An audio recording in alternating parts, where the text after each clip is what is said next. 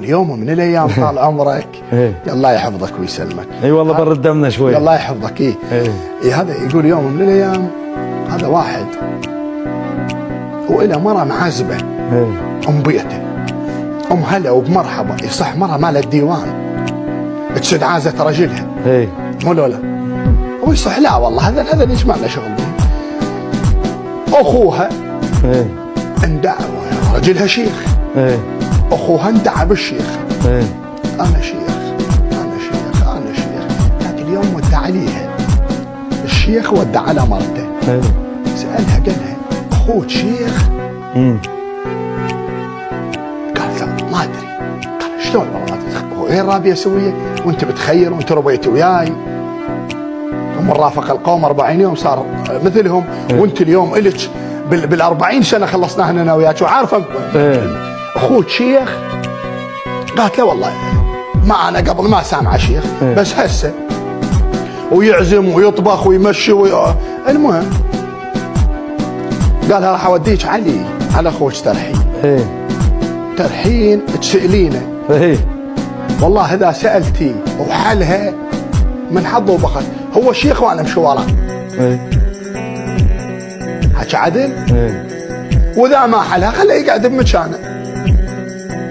ترحين عليه تقول لي لابويا يسلم عليك ابو فلان ابو جهالي، يقول شنها اثقل شيء بالدنيا؟ شنها اخف شيء؟ وشنها اخف شيء بالدنيا؟ راحت لها اخوي الله يساعدك لقيت الديوان ذاك يشرع لهذا ويسولف لهذا والى اخره.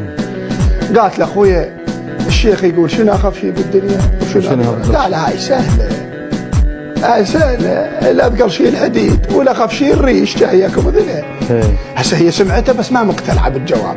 مش هاي ربات خير وجعيده شيخ، ما مقتنعه بالحكي. ردت متعلمه من متعلمه من رجلها من قعدها. مش هذا اللي يقول مره عجد بروحه ومره سنها وعلى كف النوايب مره سنها لك حيله تعرفها مرة سنة، ومن عنانها تعرف الرخية. والله الكحيلة تعرفها شلون من دقت حوافرها، لو مركوبة من زمان لو ما حد مسامرها. موضوع القصيدة يموت مني يموت شاعر. أرد لك السالفتي الله يحفظها. فردت الرجل قالت لا بالدرب ابنها سارح بالإبعاء.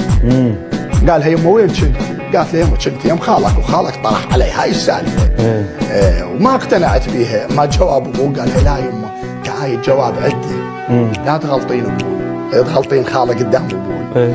يمه اذا ذكر شيء طلابتك عشان سامع عد له غمم نصير عد. والله هذا ما يحلها خوش. ولا اخف شيء من يصير طلابه عاد خير، لو يصير طلب لك عاد خير يقضيها. لا ردت بي.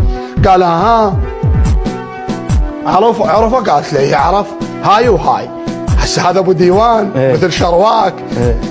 قالها هذا مو جوابه. شلون عرف؟ قالت له الدين اليمين. قالها ابنك وين؟